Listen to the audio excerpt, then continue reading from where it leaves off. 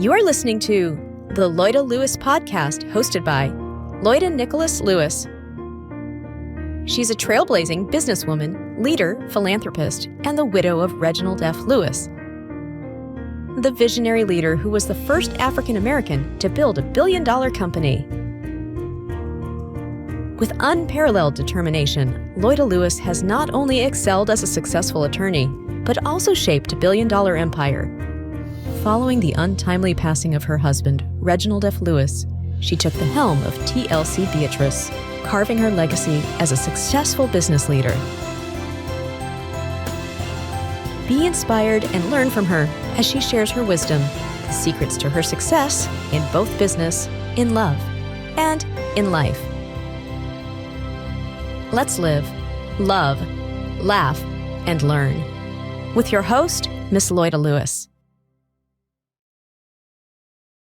Welcome to the Loida Lewis Podcast, and I have the honor of presenting to you today the international icon who broke ceiling all over the world for being the first Olivier and Tony Award from Asia, from Filipina, no other than Lea Salonga.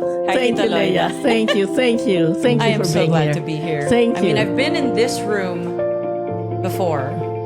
Yes. As a normal human being. But it's nice to be here for this. Yes. Thank you. Thanks for having me. Well, nobody's normal. I mean, Lea Salonga is not normal because she has broke so many crystal ceiling. But first of all, thank you for your presentation, being in Sondheim's Old Friends. Oh. How was that as an experience? Incredible. I had 2 years all in all, because we started Old Friends in the West End in London in the fall of 2023. And then we finished it in January of 2024. And then we took a break for a year where everybody on the show could do other things. And then we got together in January of 2025 to mount the production in the US. We had our US premiere in Los Angeles and then came back to Broadway. And we finished up on the 29th of June. And as this podcast is being shown everywhere, I'm actually in the Philippines. So technology is interesting. So yeah, and I'm working on Into the Woods in Manila for a company called Theater Group Asia. And we run for the month of August. And then I return to New York in September and I start touring the US with stage, screen, and everything in between, which I have done in the UK and in the Philippines. You'll I've be touring. been busy. Yes, very good. Okay, for those of you who missed Old Friends, it's almost 40 songs of Sondheim, all the famous ones and the not so famous ones. And Old Friends is one of them. It was fantastic. Sorry if you didn't see it. Sorry. But you have a chance of seeing her in September? In September in different spots all over the US. In New York, October 20 at Town Hall. October 20 here in New York, Town Hall. Write it down, please. All right. So maybe we should start from the very beginning because I read that you did start. Have you always loved how to sing when you were little? Okay, that's an interesting question because I don't know if I always loved it, but I knew that I always knew how. My mother said that I would get up on the living room table when I was 3. I would climb up on the living room table, I'd grab a plug that wasn't plugged into the wall, and I'd pretend that it was a microphone. So from the age of 3, maybe there was always something in my spirit that knew that I was supposed to be doing this. But, you're raised to start looking at other things. And I had interests in biology that, while still being interested in doing theater and singing and acting and being in the arts. And it really wasn't until I went to London for Miss Saigon where I felt this feels like my life is about to be determined. Like the rest of my life is about to be confirmed that I'm going to be in the arts. But to answer your question, I didn't always know that I loved it, but I always knew that I could. Yes. Interesting. Wonderful. It's an interesting Yes. thing. Well, something naturally in you, because at 3, who would stand? I have grandchildren. They never stood on the table and sing. Yeah. So it was something so natural in your DNA. Yeah. And I think that there are other families or parents of other artists or other performers who have similar stories where, somebody would be twirling around in a living room or, pretending to have concerts by themselves and kids are like filming themselves doing it. So yeah, I think it just manifests early, but it really is up to family members to spot it and to recognize what it is and to encourage this young person to keep doing it. Yes. And I read that at 7, you were already on Repertory Philippines doing, Sound of Music. The King and I was The first. King and I. Okay. Fiddler on the Roof, and then I did Annie, and then The Sound of Music. So I was doing plays and musicals for Repertory Philippines. Okay. And then there was this international search for Kim in Miss Saigon. Yeah. Can you just tell the audience how was that when they spotted you? Okay. So there were ads in the paper that were coming out saying that I think Cameron McIntosh, who was the producer of Cats, Les Mis, and Phantom, was launching an international search for an actress of Asian descent to play the lead role in this brand new musical, Miss Saigon. His search started in London, and I don't think he was able to find anybody there. Then headed to New York, headed to LA, headed to Honolulu, and then Claude Michel Schoenberg, who is the composer of the music of Miss Saigon, he said, we have to go to the Philippines. Because I think while he was in Paris, I know I'm going to get some of the story wrong, but anyway. It's okay. He was watching a Lino Broca movie on television. And there was one scene where there were these men gathered around a barrel. I think there was a fire and singing in a way that he recognized as, oh, this is going to work. So off to the Philippines, everybody went. So it was Cameron, Nicholas Heitner, who was the director, Alain Boublil, Claude Michel Schoenberg, headed to the Philippines, and they held auditions at the Cultural Center of the Philippines, at the CCP. And there were hundreds of young women who applied to audition.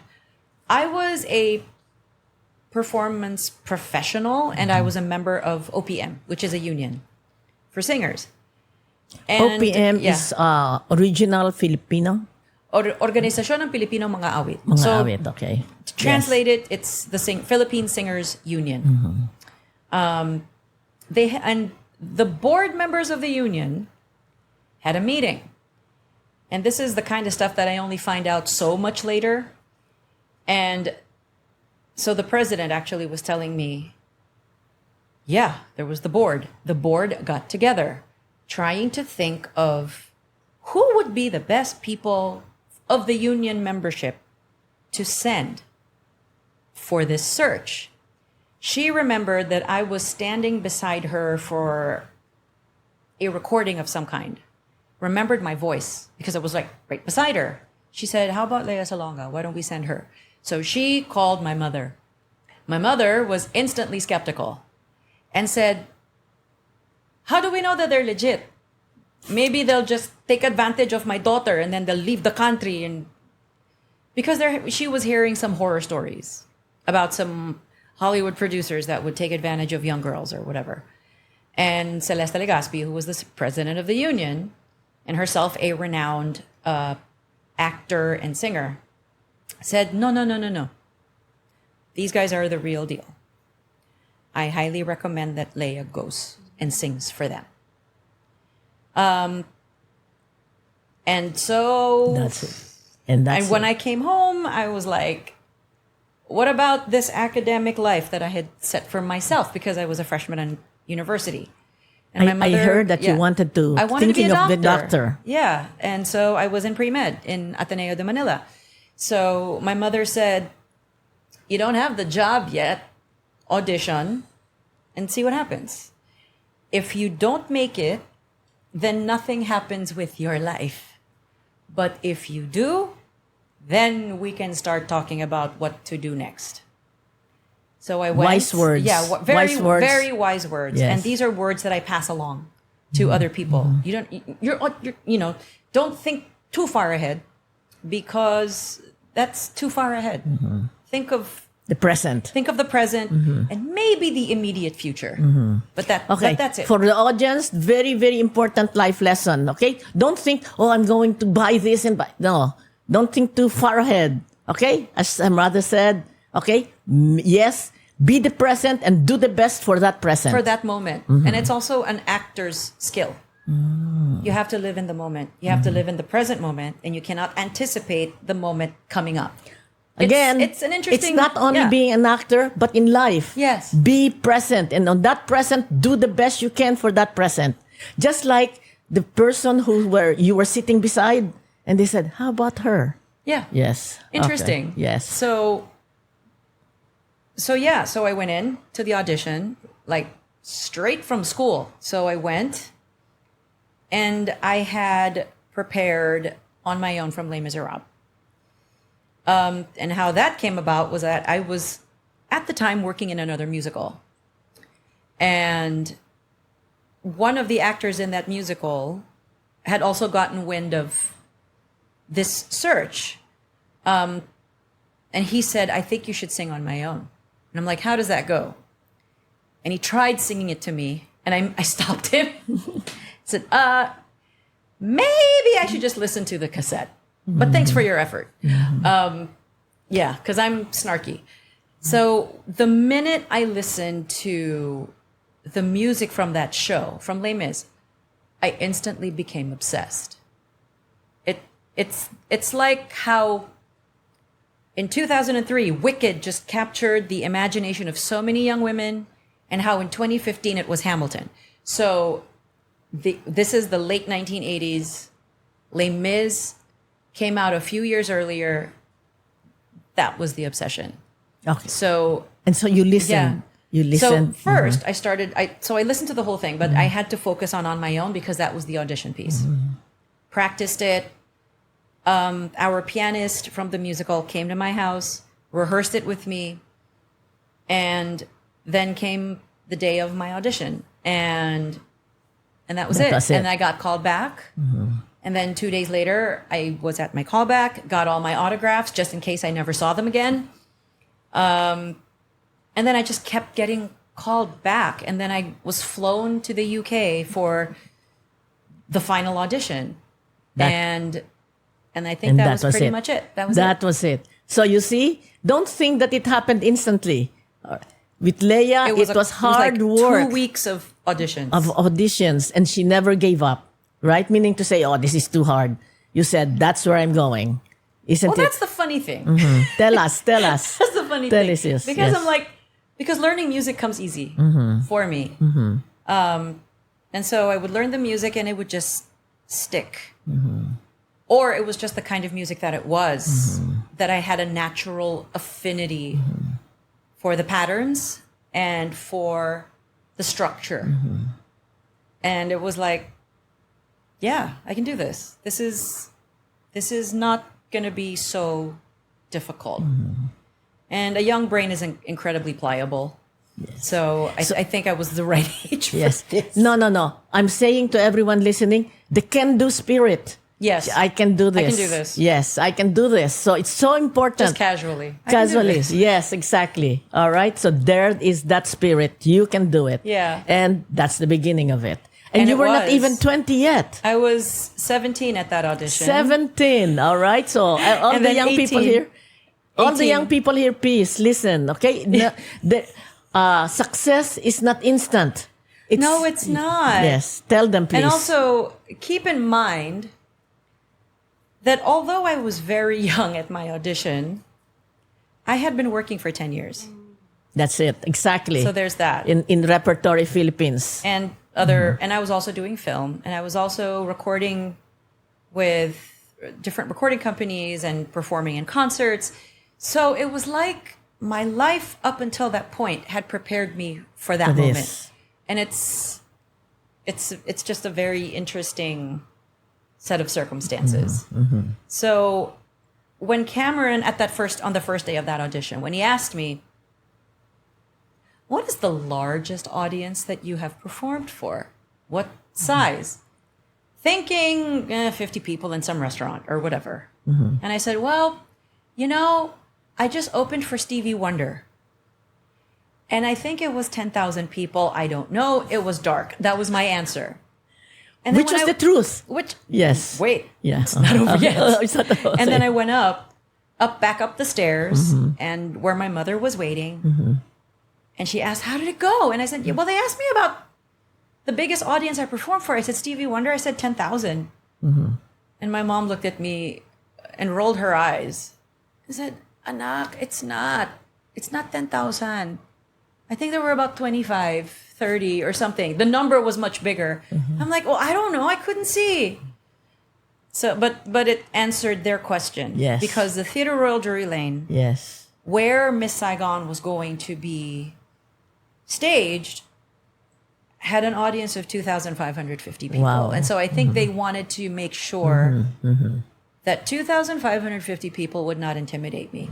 yes. Like, sure, Right. okay. Yes, so you were the perfect one. She was the perfect one. Yeah. And she came in New York. Yeah. The first Filipina, the first Asian, and it was sensational. It was amazing. Also It was an amazing because it was the beginning of the Asian American what do you call it now? Campaign. Because the engineer was Jonathan Price. Yeah. And the So Asian community. There was quite a bit of backlash. There was a lot of controversy. And I get it. And I absolutely understand. But because of that, it opened up. Yeah. And this there was a season- long game. Yes. Which I am grateful for. Because of all of the demonstrations and the very loud voices. From that moment on, when Jonathan left the show, every actor that occupied that role were of Asian descent. Exactly. And when there was a revival, John Briones, who was one of the original cast members of Miss Saigon in London, was the guy who Yes. ended up doing it Exactly. on Broadway. So it was Miss Saigon in New York or in the theater world really broke barriers. It opened Yes. a lot of doors, and it did break a lot of barriers. And in London, I think there were more and more folks who realized, oh, I can see it, therefore I can do it. And one of the cast members of Operation Mincemeat, her name is Claire Marie Hall. She's Okay, it's on Filipino. Broadway these days. And it's on Broadway, and I think it'll be on Broadway until February. And she said it was because I saw you do it where I felt like I could. And that is the important thing about representation and about casting in a way that is diverse and in a way that is still correct and still honors the creative process and the creation that is being staged. Well, I When- want to call another place is Les Mis, and Yeah. she took the role of Eponine, Yes. which is always a white actress. So when she got Yeah. it again, Up until she that broke point. up to that point, and it broke again another another Yeah. glass ceiling. And I think as important as Miss Saigon was, and for the opportunities that it did bring for me, it was that role that I felt was going to be much more impactful and important. Because for somebody like me who looks like me to play Kim in Miss Saigon is kind of a no-brainer. oh yeah, Asian role, done, not a problem. However, the role of Eponine was traditionally always played by an actor of Caucasian descent. Until they cast me in it. And my run started in January, which is normally a very slow season for theater because it's cold, because blizzards happen.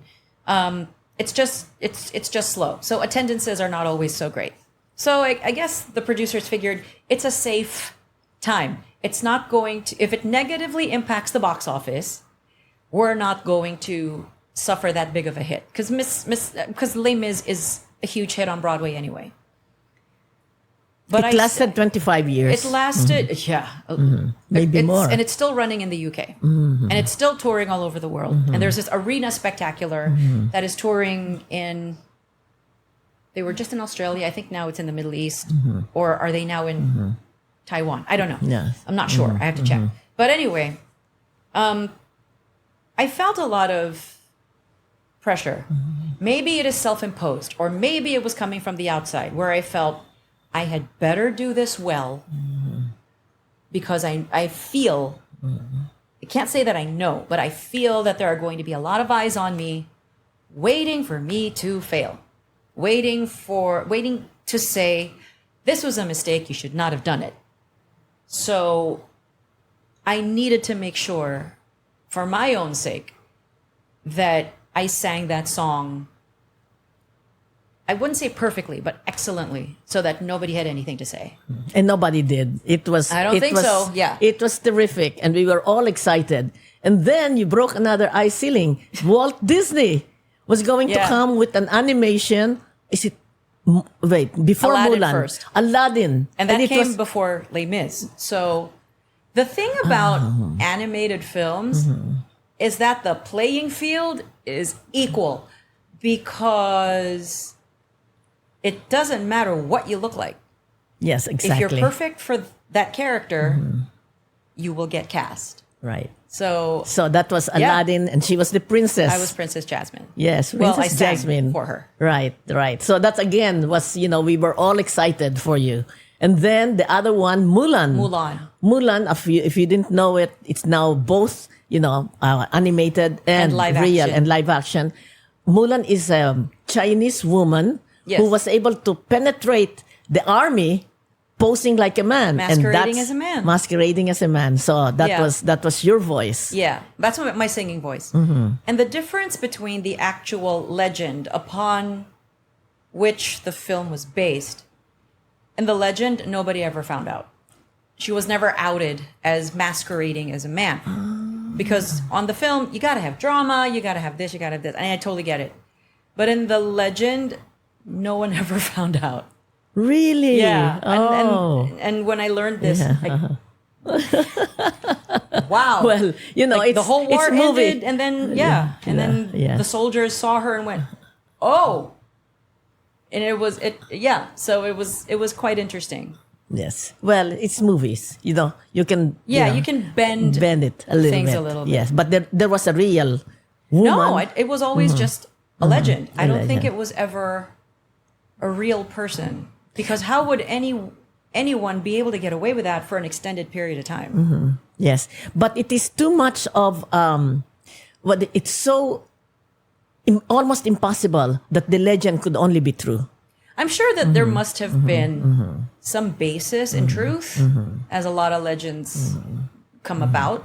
So I'm really interested to see if there was a real person that kind of sparked this story, or if it's just maybe a fervent wish, for women to be able to serve their country in this way. Yes. All right. So now I want to talk about the Philippine government is so proud of you. They gave you not one, but two. They gave you 2 awards. Yeah. Yes. And I actually don't remember the names of both of them. No, wait. One came from President Cory Aquino. Cory Aquino, yes. And it was a presidential award of merit. Right. And then the other came from, Actually, there's 3 because There's a President Lacandula. Gloria Macapagal gave the Order of Lacandula. And I think there was another award given by President Noynoy Noynoy Aquino, Aquino. but I don't remember what it was. But I think there was a whole bunch of folks that were awarded on that day. Yes. I just can't remember what. No. what It's it a is. presidential award. It's a presidential Yes, award. Yeah.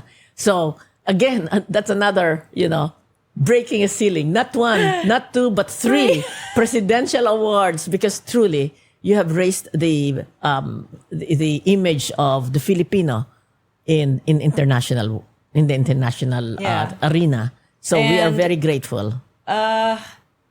And now there is a new generation of Filipinos and Filipino Americans, and I think even Filipino Brits, who are making their mark on Broadway.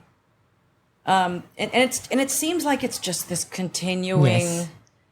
revolving door of Filipino artists performing on Broadway. I mean, it's not just me anymore, and it's people like Eva Noblezada, Yes. John Briones, Nicole Nicole just got Scherzinger, who won a the Tony. second one. yeah, the Filipina second Filipino to win a actress to win in that particular category. Yes. Darren Criss, first Filipino American to win in his particular That's right. category. That's so there's right. that. And there's- Nicole, for those who have not seen it, the she is Sunset spectacular. Boulevard. Okay, those who have not seen it, and Yeah. Darren Criss for Maybe maybe Happy happy ending. For those who have not seen it, please buy those tickets. Yeah, Support Filipino especially Americans. since Nicole is going to end because Sunset is ending in late July. So that there's a rush that you're going to have to, get your tickets.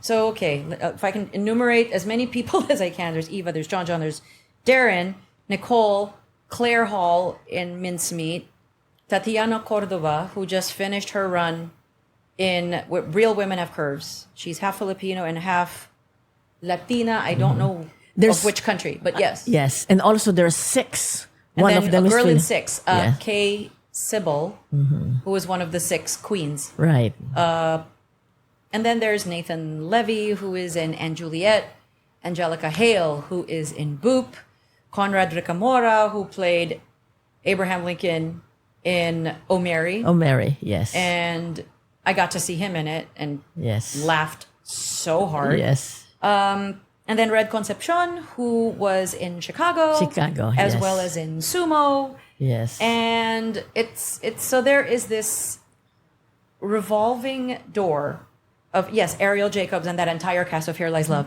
And there's just this revolving door of Filipino artists on Broadway. Yes, but Excelling thanks and to winning. you, Lea Salonga. And even behind the scenes. Yes, that behind the scenes, Yeah, definitely. it's- But I think all of that is because of you, that you broke that. It took 20 years, but nevertheless, Yeah, Filipinos but I also are there. There's also other shoulders that I get to stand on. People like Cynthia Onrubia, who was the white cat, the original white cat in Cats on Broadway, which Cameron McIntosh and the Really Useful Company produced. And it lasted almost forever on Broadway. And there's Very few. many, many more. There was like another, like a Filipino American dancer who was in Flower Drum Song and who was also in Patrick Adiarte, who was in the King and I film and the Flower Drum Song film. There are so many that have come before me. There are so many that have come after me. There are so many Asian artists like George Takei also. And playwrights like David Henry Wong, whose mom is from Cebu, who Oh, did you hear Yeah. that? David Henry Wong, who won the Tony for M. Butterfly. for M. Butterfly. And was Tony nominated the for mother Yellowface. is Filipina from Cebu. Yeah. Thank you. So there are a lot of us. And the younger Asian actors, when I am approached and they say, it is because I saw you and heard your voice that I felt I could do it. So now there are people like Darren Criss who are influencing my child. It's not even me influencing my kid. Well, partly. But when this young person sees folks of color who are succeeding as artists in what is a very competitive and heartbreaking and fickle and challenging and difficult line of work. And it's a very interesting industry. It's an incredibly empowering For them. seeing someone who looks like you On stage doing what it is and that on they film. do. Yeah. But can I also say that you were in Carnage? No singing, Yeah. right? All acting. Yeah, in Manila and in in Singapore. Manila. Yes. And so then- she's yeah. not only a singer. I'm an she's actor. not only she's an actor. Yes. Yeah, and recently, which was the first outing of Theater Group Asia, which will also be doing Into the Woods, I did a play called Request sa Radyo, which is silent. Well, silent for the actor, but it's not a silent play because you are reacting to a radio program and listening to music. And that fuels the story and the action. And that was challenging because it's like, what do I do when the biggest tool at my disposal is taken away? So I'd better be a good enough actor to So pull this off. it's just radio. It's called Request sa Radyo, Request which is sa Radyo. based on a German play called Request Concert. So yeah, so I'm it has been staged here in New York, and I'm hoping that it gets staged again because there is a loneliness epidemic, and especially after coming out of COVID. pandemic, where it's so difficult making connections. And the character is someone who has such a difficult time connecting with other people that her only source of connection is a radio program. Wow. So it's tragic. And then, yeah, wonderful. we see what happens. Wonderful. But this coming October, October Lea Salonga will be back. So please tell again. October the 20, audience. stage, screen, and everything in between at Town Hall. And if you are not in New York, on my Instagram, there is a full list of dates in the US and Canada where you can come and see me. I'll be in Toronto, I'll be in Vancouver. I think I'm heading to stops in California and Texas. Yeah, so Okay. please come. And it's a fun show. It's a fun show. It's on her website. Yeah, it's also on my website, leasalonga.org. .com. And also, I am Miss Lea Salonga on Instagram, and the list is easy to access. It's right there. Wonderful. That's terrific. So now, Thanks, Tita. Yes, no. We have to plug it in. Yeah, you are a world class actor, and we have to support her. So now we have questions from the audience, if you don't mind. Sure. Yes. Okay, Okay. Tita. This Lay is it on from me. Jan L. Did you know that you're going to make a difference to Pinoys seeing themselves as world class? How do you feel being one of those Pinoys that paved the way, first time ever, the Tony Award winner? Yeah, I think I am the first. Not Absolutely. the first Asian to win a Tony, for sure. That distinction, I think, belongs to, because it happened in the same night, David Henry Hwang and B.D. Wong, who won for M. Butterfly. And then on the night that I won my Tony, Willa Kim, who is of Korean descent, won for Best Costume Designer for the Will Rogers Follies. So there were actually two Asians who won that night. But I am the first Actor. Filipino to win a Tony. First Filipino actor in that Best Leading Actress in a musical category. And then Nicole is the second, which is kind of mind-blowing. How does it feel, though, to be seen as somebody who's paved the way and who's broken ground? I try not to think about it in that way. Because when you're in the moment, you're not thinking of, I am going to break ground for people of people from my country. That's not how I think about it. I have to think of it as, this is the work I am doing. This is the story I'm trying to tell. The only job I have is to tell this story well and to sing in tune and go home. Yes. That's it. Yes. You know, as we have said in this podcast, you live in that present moment. You don't think about what the consequences are going to be. You live in the moment, and then where the chips fall, it's out of your control at that point. So that's it. Yes. Yeah. So the only thing I needed to do was to do my job and do it well, get some rest, and lather, rinse, repeat 6 times a week. All right. So yeah, that was it. So very good. Very good. It's Thank in you. hindsight. It's only in hindsight that I'm able to think about it. Yes. Thank yeah. you. Thank you. Okay, you heard that again. All right. Be the present. Do your best on that present. All right. This is from Don M. In an industry where it's hard to tell who is a friend and who is a user, how do you make sure those closest to you are truly genuine and are there for your best interest? Good question, It's Don. a great question. Be careful of people who are way too nice. Listen. Yes. The ones who are way too nice, it's like, which is why my closest friends, the ones who are really close to me, are really snarky, really sarcastic, very blunt. And that's the way I tend to operate in the world. And even my kid looks at me, he's like, Mom, you have RBF. What's that? I don't know that. It's resting B-word face. So basically, it's the face that it's my resting expression when I am unable to control what happens on my face. It's the default is RBF. It's oh, okay, I am not gonna go near her. That's usually the effect. Yes. Yes. And You're genuine. Yeah, You're genuine. Yeah. Yes. So it sometimes takes some time to tell who have your best interests at heart, but it's usually not the people who love bomb you. It's the people who I saw this as a meme. It's like you can tell the people who are genuinely your friends if you are going through hell and they are there with you, going through it with you. Yes. When the chips are down, they're there. And they're there. Yes. Thank you. Thank you for that. All right. Very interesting. If they're too nice, there might be There's something. Something. Yes. Very good. Thank you. Thank you. And this is from Rob L. You've done so much in this industry and so much for the Filipino community.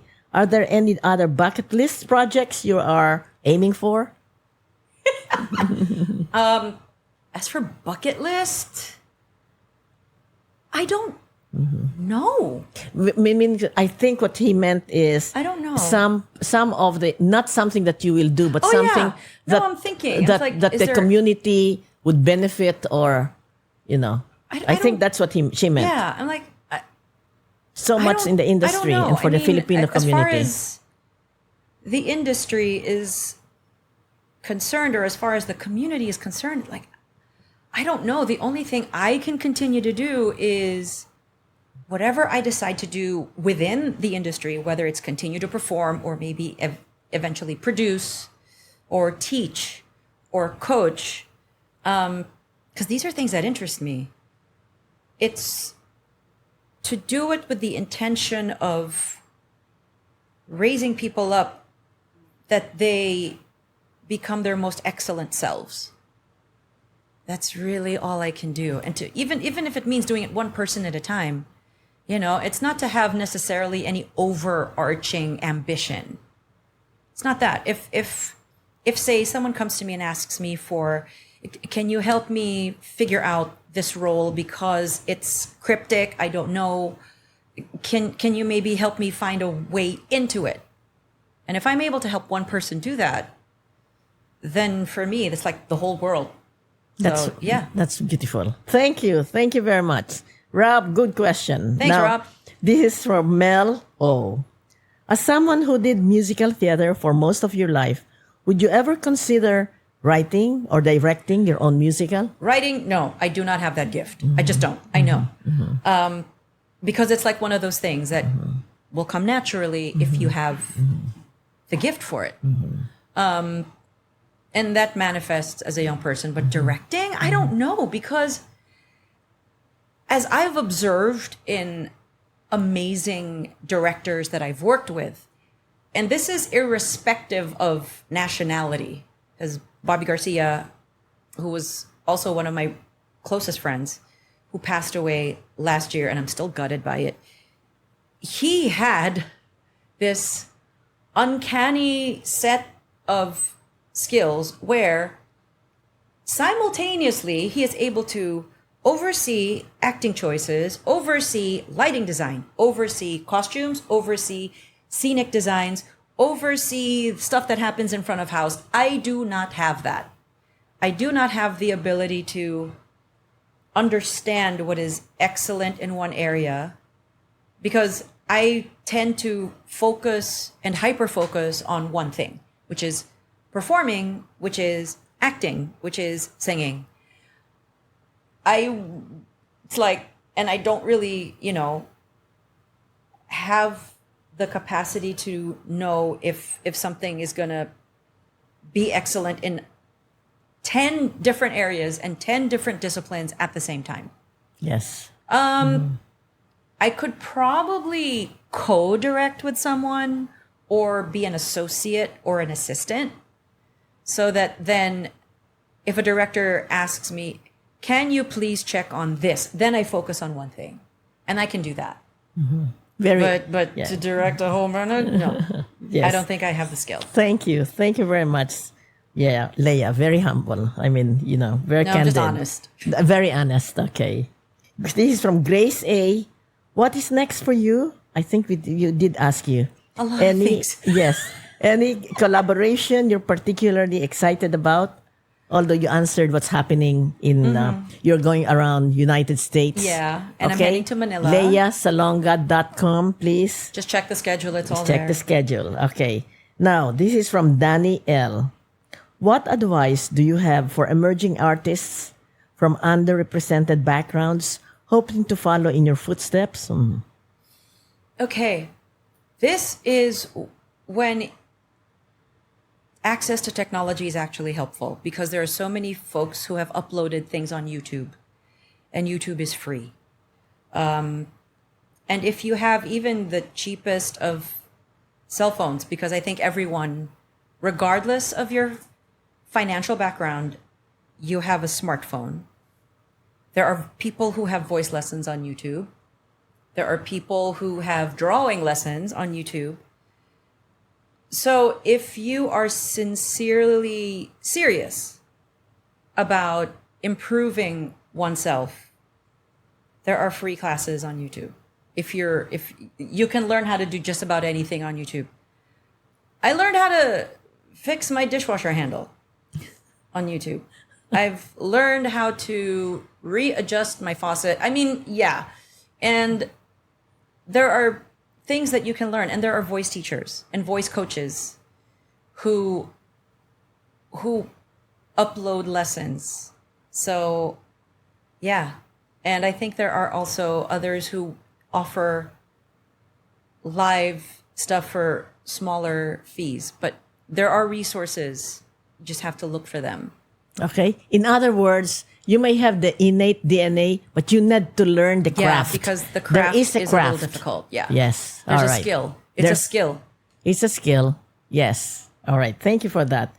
All right. Is there the last, Carissa V.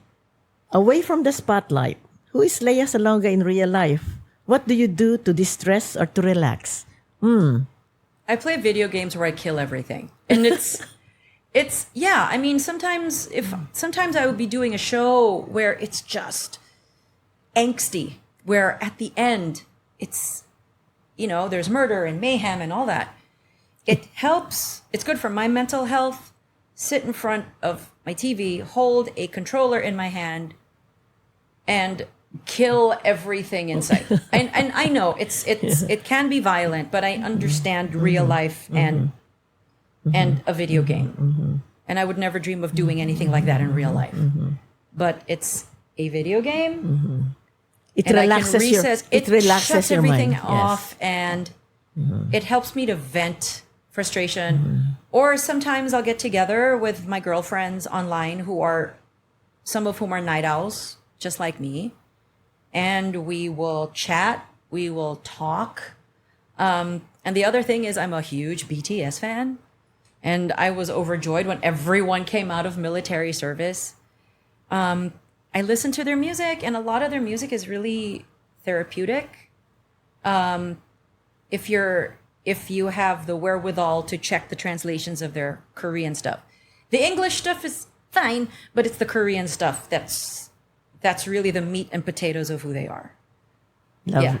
And they're just wonderful human beings. One of them just donated billions of won to this hospital to help with children that have autism spectrum disorder. And he himself had a lot of mental health issues as a younger person. And I'm thinking, and he volunteered for months at this hospital, helping these particular young people. And I'm like, really? If every billionaire was as charitable as you, we would have a much better world. Yes. But everyone has, I do believe that people are good within themselves, most of them, many of them. And the contribution cannot only be just money, time. It cannot be money. Even, an act of kindness. This guy contributed time. Yes. And then the money came after. Yes. Very good. All right, this is the last one. Okay. From a friend. You have seen Filipino talent gain traction globally. How can theater continue to amplify diverse stories, not just on screen, but behind the scenes in creative leadership? Okay, so here are another couple of Tony Awards won by Filipinos. Okay, so in Tony Awards past, Clint Ramos, who has been nominated 1 million times, and who has been a lead producer on Broadway, has won a Tony Award for costume designing for a play.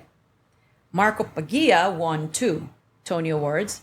One a special Tony for being in the band of Buena Vista Social Club, which is currently running on Broadway, and for orchestrating that show. So he won Best Orchestration. So here's a Filipino American who just won 2 Tony Awards. So as far as creative leadership, it is present, and it is loud, and it is fierce. It doesn't mean that we're always going to succeed, but the fun part is when you fall, it's in the getting up, and it's in the dusting yourself off and trying and falling and trying and failing and trying again. Because now the most awarded show this season was the Asian show, was Maybe Happy Ending. It had its beginnings in South Korea.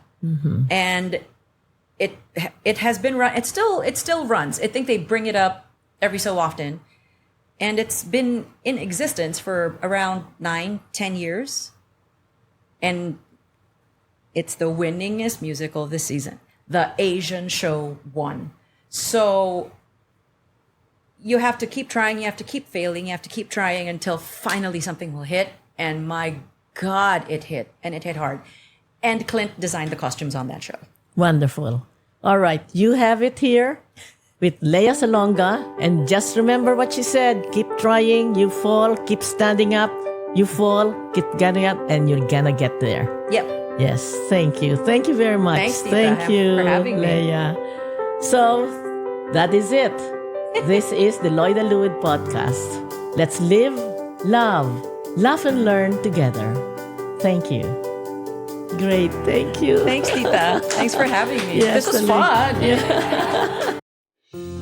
The Loida Lewis Podcast, hosted by Loida Lewis, is produced by the creators of Over a Glass or Two, Jesse and JV. Executive produced by Laura Nicholas Olace. Rate and review us on Spotify and Apple Podcasts for a chance to be featured on a future episode. Have a question for Miss Loida?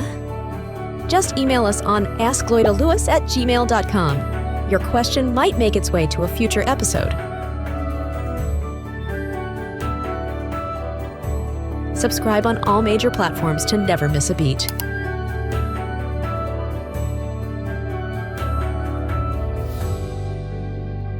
Thank you for listening to the Loida Lewis Podcast. Let's live, love, laugh, and learn together